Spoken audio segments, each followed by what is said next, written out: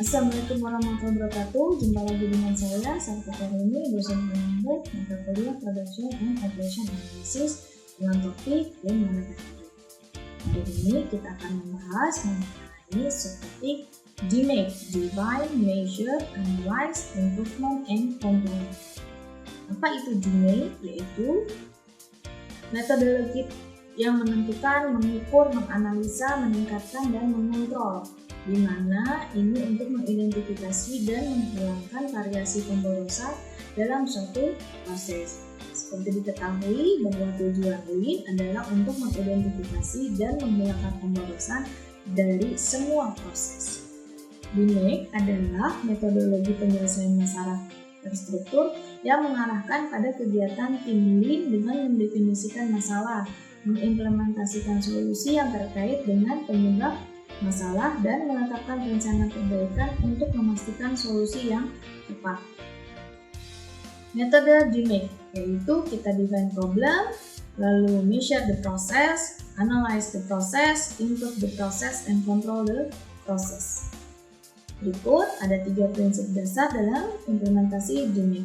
Yang pertama, berfokus pada hasil yang dibuktikan dengan data, fakta, dan metrik atau hasil review. Yang kedua adalah pekerjaan berbasis proyek bersifat jangka pendek, tergantung pada ruang lingkup dan kompleksitas dan terstruktur. Yang ketiga adalah kombinasi dari hubungan peralatan proses, hasil yang bervariasi sesuai langkah dalam metode DMAIC.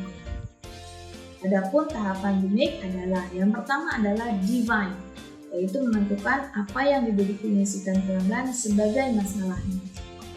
Yang terdiri dari project charter, dari tim, lalu ada high level process map, ada critical parameter hypothesis, ada project charter publish dan communicated, dan high level project plan define dan approve.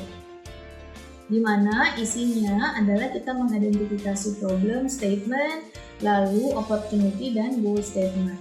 Berikutnya adalah di develop high level process map, lalu gather POC dan business requirement, lalu develop communication plan, lalu finalize project charter. Di mana tools yang dipakai, tools dan teknik yang dipakai bisa melalui dengan SMART, bisa melalui Big Y, lalu bisa dengan process map, dengan POC atau VOB gathering technique, ada yang disebut dengan current process control chart, lalu ada stakeholder analysis, lalu ada SIPOC, ada mapping, dan lain-lain.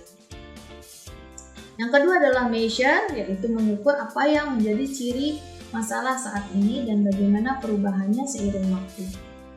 Biasanya yang dilakukan adalah data collection, lalu process map, lalu ada current measure system, dan project charter, dan plan update as necessary kalau dibutuhkan. Tasnya yaitu kita mengidentifikasi sumber datanya, kita collect atau kita kumpulkan data-datanya, lalu kita tentukan current prosesnya seperti apa, ya.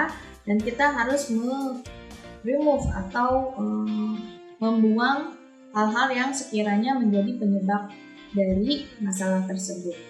Kita validasi semuanya, kita ukur dari data koleksi, lalu kita proses sampai kita revisi lagi problemnya atau goal statementnya mau seperti apa di masa depan, yaitu dengan menggunakan tools dan tekniknya. Contohnya adalah data gathering plan template, ada control chart, ada statistical sampling, ada QFD, quality function deployment, juga dengan measurement system analysis, dan lain-lain.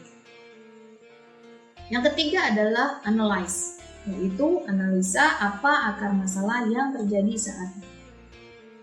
Biasanya yang dilakukan adalah dengan menganalisa data, lalu kita proses analisanya, kita tahu seperti apa root cause-nya, lalu project charter dan plan update-nya.